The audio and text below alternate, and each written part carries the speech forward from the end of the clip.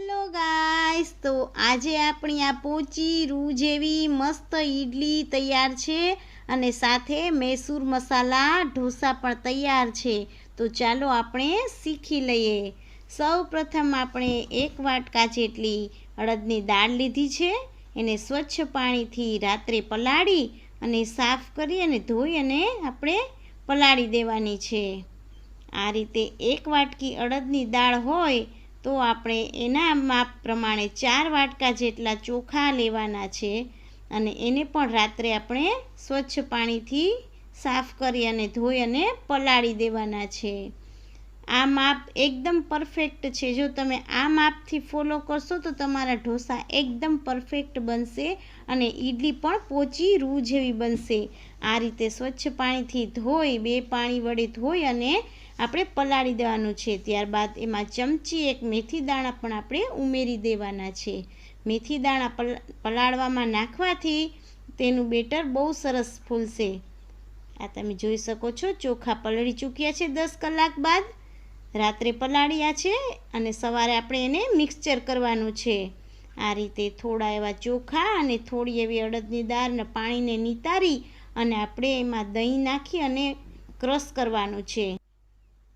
ત્યારબાદ થોડું એવું પાણી પણ ઉમેરી જોતા મુજબનું અને આપણે મિક્સચર કરી લેવાનું છે। આ આપણું બેટર આ રીતનું થીક રાખ્યું છે ઈડલી માટે। ત્યારબાદ બધું મિક્સચર હું કરી લઈશ અને ત્યારબાદ આપણે પેક ડબરામાં જેને આથો લાવવા માટે રાખવાનું છે। આ 5 કલાક બાદ તમે જોઈ શકો છો ખૂબ સરસ આવી જાય છે આથો આપણો। જો તમે ડબરામાં આ રીતે આથો રાખશો તો તમારો આથો પણ ખૂબ સરસ આવશે અને પેક જગ્યામાં રાખવાથી તમારો આથો એકદમ સરસ આવશે। આ તમે જોઈ શકો છો બેટર બહુ મસ્ત બન્યું છે। તેમાં જરૂરત મુજબ આપણે મીઠું તેલ ઉમેરી અને એકદમ ફેંટી લેવાનું છે સરસ રીતે, એટલે આપણે તેલ નાખવાથી ઈડલી સ્મૂથ થશે। આ ઈડલીના બેટરમાં આપણે તેલ લગાવી દેવાનું છે ફરતે અને ત્યારબાદ જ્યારે આપણે ઈડલી મૂકવાની હોય ત્યારે જ આપણે સોડા નાખવાના છે। જે મુજબનું આપણે બેટર લીધું હોય એ માપ પ્રમાણે આપણે સોડા લેવાના છે। આમાં મેં આટલા બેટરમાં 5 ચમચી જેટલું સોડા લીધા છે। ભજીયાના સોડા લેવાના છે તમારે। ત્યારબાદ બધા મોલ્ડમાં આપણે ઈડલીનું બેટર ભરી દેવાનું છે।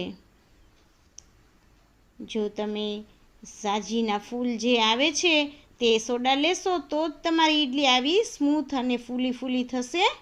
આ રીતે બધું બેટર હું રેડી કરી લઈશ અને ત્યારબાદ આપણે ઢોકળિયામાં તેને સ્ટીમ થવા મૂકી દેવાના છે। તો તૈયાર થઈ રહી છે આપણી ઈડલી। આ તમે જોઈ શકો છો ઠંડી થયા બાદ આપણે ઈડલીને કાઢી લેવાની છે। આ આપણી ઈડલી તૈયાર થઈ ગઈ છે। ત્યારબાદ આપણે તેમાં ગરમ સંભાર ઉમેરી અને સર્વ કરવાની છે। તો તમે જોઈ શકો છો પોચી રૂ જેવી સરસ સ્મૂથ આપણી ઈડલી તૈયાર છે। તેની માથે સંભાર રેડી અને નારિયેળની ચટણી પણ રેડવાની છે। તો ચાલો હવે આપણે સંભાર બનાવતા શીખીએ। આ તુવેર દાળ જે મેં બાફી અને રેડી કરી લીધી છે। તમારે જે રીત મુજબની જેટલી પણ ક્વોન્ટિટીમાં તમારે દાળ જોતી હોય એ રીતની દાળ બનાવી શકો છો તમે। ફક્ત તુવેરની દાળ પણ હોય છે અને થોડી એવી મગછરી દાળ પણ તમે ઉમેરી શકો છો। આ રીતે સરસ આપણે ઉકળવા મૂકી એમાં સરગવાની સીંગ નાખી અને આપણે દાળને ચડવા મૂકવાની છે। ત્યારબાદ આપણે મરચાં, ડુંગળી અને ટમેટાને ક્રશ કરી લઈશું મિક્સચરમાં। દાળની ભેગી આપણે દૂધીને પણ નાખી દેવાની છે અને દૂધી બફાઈ જાય અથવા બટેટું તમારે નાખી દેવાનું છે। બંને વસ્તુ નાખી શકો છો થોડી। ત્યારબાદ તમારે દાળને બ્લેન્ડ કરી નાખવાની છે દૂધી અને બટેટા હેરે। ત્યારબાદ આપણું જે ગ્રેવી જેવું હતું મિશ્રણ, જેમ કે ડુંગળી, ટમેટા અને મરચાંનું, એ તે આપણે દાળની અંદર ઉકળવાની અંદર જ નાખી દીધું છે। ત્યારબાદ થોડાક એવા મરચાંનો ઉપયોગ કરેલો છે અને આપણું બધું સીંગ ને બધું પાકે છે। ત્યારબાદ તેની અંદર થોડુંક એવું ખટાશ ગળાશ પણ નાખેલી છે આપણે 1 લીંબુ અને અડધી અથવા આખી ચમચી જેટલી ખાંડ ઉમેરી દીધી છે। ત્યારબાદ આપણે એમાં વઘાર કરવાનો છે। રાઈ જીરાનો વઘાર કરી લેશું આપણે। ત્યારબાદ લીમડો નાખશું, તજ લવિંગના ટુકડા પણ નાખશું, લસણની થોડી એવી પેસ્ટ નાખી છે અને ત્યારબાદ આપણે દાળને એમાં વઘારવાની છે। આ ગરમ મસાલો છે। ત્યારબાદ આપણે દાળ વઘારી દેવાની છે તમે જોઈ શકો છો બહુ સરસ આપણો કલર આવી રહ્યો છે. થોડું એવું કશ્મીરી મરચું પણ આપણે નાખી દઈશું. ત્યારબાદ આપણો સંભાર રેડી થઈ જાય છે. તમે જોઈ શકો છો માથે ટેસ્ટ માટે મેં થોડી એવી હિંગ નાખી છે, ગરમ મસાલો નાખ્યો છે, સાંભાર મસાલો આવે છે તે આમાં આપણે નાખવાનો છે. તો આપણો સંભાર તૈયાર છે. ત્યારબાદ હવે આપણે નાળિયેરની ચટણી પણ બનાવતા શીખી લઈએ. સૌપ્રથમ આપણે નાળિયેર લેવાનું છે, અથવા તો ટોપરાના કટકા લઈ શકો છો, છીણ હોય તો તે પણ લઈ શકો છો તમે. આજે મેં નાળિયેરનો ઉપયોગ કર્યો હતો. નાળિયેરના કટકા કરી લેશું આપણે. ત્યારબાદ એક લોયામાં આપણે સિંગને શેકી લેવાની છે. માંડવીના દાણા શેકી અને તેના ફોતરા આપણે કાઢી લેવાના છે. આ રીતે સરસ રીતે શેકાઈ ગયા બાદ તમે સરસ આને હળવે હાથે અડશો તો પણ આના ફોતરા સરસ ઉતરી જશે. તમે જોઈ શકો છો આવી સફેદ થઈ જવી જોઈએ સિંગ. આ બધા દાણાને હું ફોતરાથી અલગ કરી લઈશ અને ત્યારબાદ આપણે એને મિક્સચર કરવાનું છે. સૌપ્રથમ આપણે બી નાખ્યા છે, પછી નાળિયેરના ટુકડા એમાં એડ કર્યા છે અને ત્યારબાદ આપણે થોડા એવા મરચાં ઉમેર્યા છે. તેને બધું આપણે બ્લેન્ડ કરી લેવાનું છે. સરસ રીતે આપણે ક્રશ કરી લેશું. તેમાં થોડું એવું મીઠું પણ ઉમેરશું આપણે અને થોડું એવું જરૂરત મુજબ પાણી ઉમેરશું, જેથી કરીને આપણું મિક્સચર સરસ ગ્રાઇન્ડ થઈ જાય. આ તમે જોઈ શકો છો આપણી ચટણી તૈયાર થઈ ગઈ છે. ત્યારબાદ હવે આપણે એમાં વઘાર કરવાનો છે. સૌપ્રથમ આપણે અડધા પાવરા જેટલું તેલ લઈ અને એમાં રાઈ નાખવાની છે. ત્યારબાદ મીઠા લીમડાના પાન નાખશું આપણે. વઘારને આપણે ગરમ ગરમ વઘાર ચટણીમાં રેડી દેવાનો છે અને સરસ મિશ્રણને હલાવી લેવાનું છે. આ રીતની ઘાટી ચટણી આપણી તૈયાર થઈ ગઈ છે. નાળિયેરની ચટણી ઈડલી સાથે ખૂબ સરસ લાગે છે. તમે જોઈ શકો છો આપણી નાળિયેરની ચટણી પણ તૈયાર છે. ત્યારબાદ આપણે હવે બનાવશું મૈસૂર મસાલા ઢોસા. ત્યારબાદ હવે આપણે એનો મસાલો બનાવશું. તમે જોઈ શકો છો મૈસૂર મસાલા ઢોસા પણ આપણા સરસ બન્યા હતા. આ સૌપ્રથમ આપણે તેલ લીધું છે, તેમાં જીરાનો વઘાર કરશું. ત્યારબાદ આપણે એક તજનો ટુકડો અને લીમડાના પાન એડ કરશું. ત્યારબાદ થોડી એવી ચપટી એવી હિંગ ઉમેરશું. ત્યારબાદ આપણે ગરમ મસાલો પણ ઉમેરશું. આ એવરેસ્ટનો મસાલો લીધો તો મેં. ત્યારબાદ બટેટાના આપણે ટુકડા, બાફેલા ટુકડા એમાં ઉમેરી દઈશું. હળદર નાખશું, લીંબુ નીચોવશું. ખટાશ ગળાશ તમારા જે રીતે જોઈએ એ રીતે કરી શકો છો તમે. ગળાશ ઓછી હોય તો પણ ચાલે આમાં. આ રીતે મીઠું હળદર નાખી અને સરસ રીતે આપણે ગરમ મસાલો નાખી અને સૂકી ભાજી તૈયાર કરવાની છે. આ સાદી સૂકી ભાજી છે, તેમાં આપણે ફરી એકવાર આપણે વઘાર કરશું. આ રીતના આપણે કડાઈમાં તેલ મૂકશું, રાઈ જીરું નાખશું થોડું એવું, અડદની દાળ નાખશું. ત્યારબાદ થોડી એવી ક્રશ કરેલી ડુંગળી નાખશું. બધું મિશ્રણ આપણે હલાવી લેવાનું છે. સરસ લાલ બ્રાઉન થાય ત્યાં સુધી આપણે તેને સાંતળવાનું છે.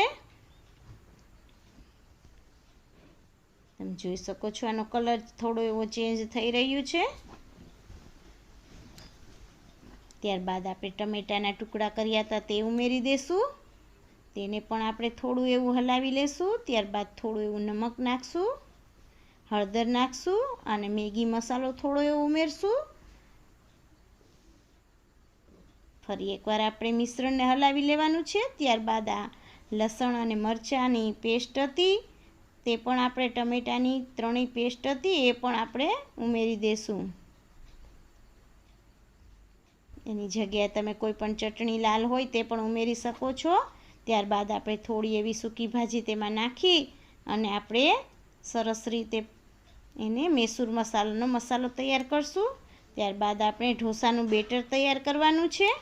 બેટરને જોઈએ એ મુજબ આપણે પાણી નાખી અને થોડું એવું આછું બનાવવાનું છે. તેમાં થોડું એવું તેલ ઉમેર્યું છે, મીઠું ઉમેર્યું છે અને આપણે બેટર થોડું ઢીલું કરી લેવાનું છે.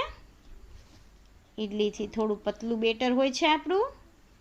આ ઢોસાનું આપણે બેટર તમે થિકનેસ જોઈ શકો છો કઈ રીતની છે. આ ચમચામાં પાછળના ભાગમાં તમે જોઈ શકો છો કઈ રીતનું આવ્યું છે. ત્યારબાદ આપણે તવો મૂકી અને એમાં ઢોસાને બનાવવાના છે. સરસ તવીને આપણે સાફ કરી લેશું. ત્યારબાદ આપણે હવે તેમાં બેટર પાથરી અને ઢોસો બનાવવાનો છે. તમે જોઈ શકો છો આખામાં ફેલાવી દીધો છે આપણે ઢોસો. ત્યારબાદ એક પડ ચડી જાય એટલે આપણે તેના પર તેલ ચોપડવાનું છે. આ રીતે બધું સરસ તેલ ચોપડાઈ ગયા બાદ આપણે એમાં મૈસૂર મસાલાનો મસાલો પાથરશું. જે સૂકી ભાજી આપણે બનાવી હતી તે આપણે સરસ રીતે પાછો એને મસાલાને વઘાર જે કર્યો હતો મૈસૂર મસાલાનો તે આપણે આને આ રીતે પાથરી દેવાનું છે.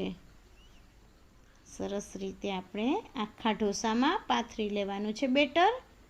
ત્યારબાદ તેના ઉપર થોડી એવી ધાણા ભાજી એડ કરશું અને ત્યારબાદ આપણે હળવે હળવે હાથે આ ઢોસાને ઉથલાવી લેશું. તમે જોઈ શકો છો સરસ આને પળ ઉથલી ગયું છે મસ્ત. આપણો મૈસૂર મસાલા ઢોસો તૈયાર થઈ ગયો છે. તો તમે જોઈ શકો છો બહુ જ ક્રિસ્પી એવો સરસ ઢોસો બની ગયો છે આપણો. આ રીતે આપણે કટકા કરી અને સંભાર સાથે સર્વ કરશું. તમે જોઈ શકો છો આ આપણી ડીશ તૈયાર થઈ ગઈ છે. જો તમને અમારા વિડીયો ગમતા હોય તો તેને મિત્રોમાં શેર કરો, લાઈક કરો અને સબસ્ક્રાઈબ કરો. આ રીતે સંભાર સાથે ખૂબ જ સ્વાદિષ્ટ બન્યા હતા આપણે ઢોસા.